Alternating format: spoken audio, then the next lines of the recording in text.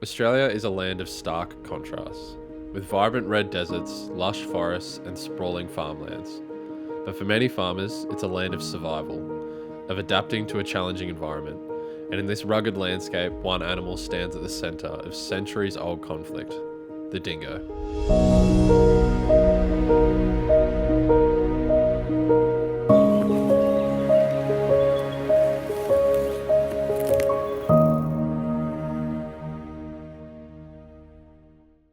The dingo is believed to have arrived over 4,000 years ago. Over time, this wild animal has become a cornerstone of Australia's biodiversity as the apex predator. However, as European colonisers expanded into the outback, they quickly came into conflict with the dingo. Farmers viewed the animal as a threat to their livestock, sparking a tension that has lasted for generations. By the late 19th century, the Australian government began constructing the dingo fence, the longest man-made structure in the world, at 5,600 kilometres long.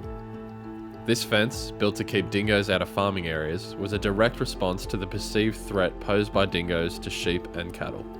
While the fence may have succeeded in protecting livestock in some areas, it's been argued that such measures have not only isolated ecosystems, but also disrupted the delicate balance of nature. In today's landscape, lethal control is the most common method of dealing with dingoes. This includes trapping, hunting, and poisoning them in huge numbers. But what if there are ways that farmers can not only live alongside dingoes, but thrive with them? Dingoes are social animals that live in packs with a strict hierarchy, often led by an alpha pair. This structure is crucial for maintaining order and regulating their population. When the alpha pair is killed through lethal control, the rest of the pack can lose its cohesion. Studies have shown that disruption can lead to younger dingoes becoming more erratic, increasing livestock predation and creating significantly more harm in the long run. Without the stabilising influence of the alpha, these unregulated packs often become more aggressive and less efficient in their hunting, making them a far greater threat to livestock. But all is not lost. Around the world, farmers have turned to non-lethal alternatives to protect their livestock. In Europe and North America, guardian dogs like the Maremma are used to guard livestock from larger predators like wolves and bears. Now I'll admit, I love dingoes and have the utmost respect for them, but any animal that can take on a bear or a wolf and live to tell the tale would find a dingo a walk in the park. In Australia, this concept is slowly being adapted to help protect livestock from dingoes. Guardian dogs are trained to live with livestock and form a protective bond, naturally deterring predators without harming them. Recent trials show that Maremmas are effective in keeping dingoes at bay, with minimal conflict between the two. Guardian dogs maintain territories around areas where livestock are grazing. Through scent marking and patrolling, deter and exclude predators from these territories. Guardian dogs detect approaching dingoes and interrupt their hunting behaviour by barking and placing themselves between the predator and the livestock. Guardian dogs can also charge when a predator approaches their livestock.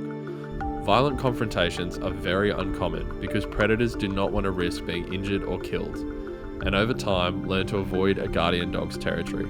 However, I acknowledge that guardian dogs are not suitable for all properties.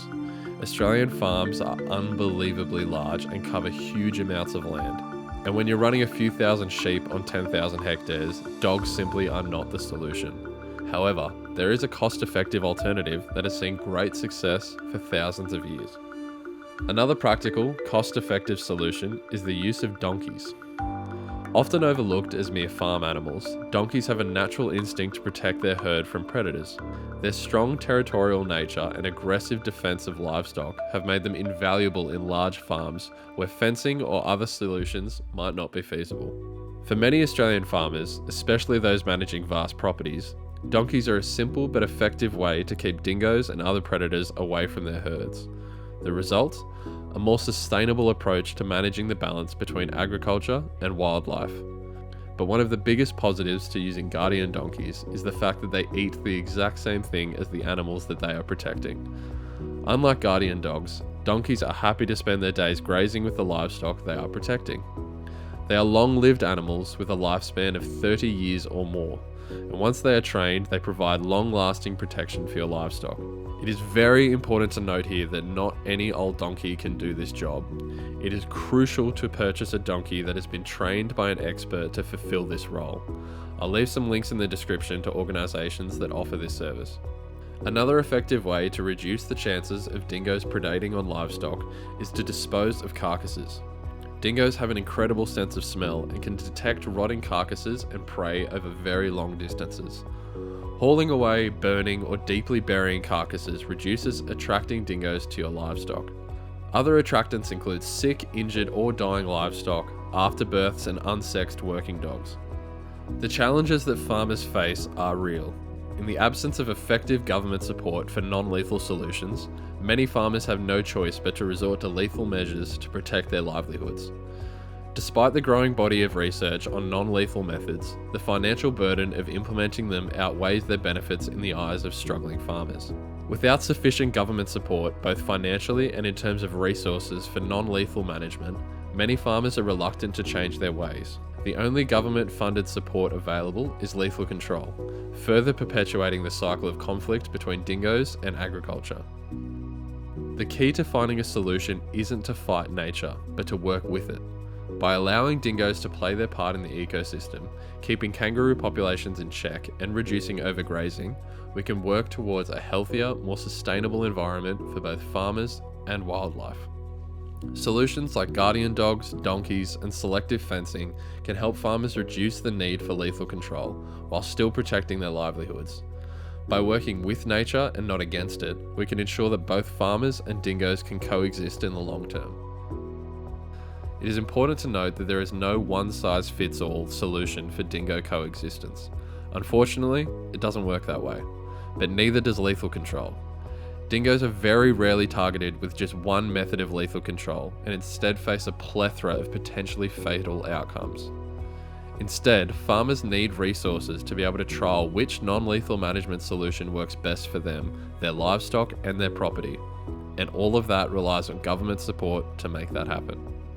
It's time we learn how to balance our needs with the needs of the land, working together, not against each other, for a healthier future for all.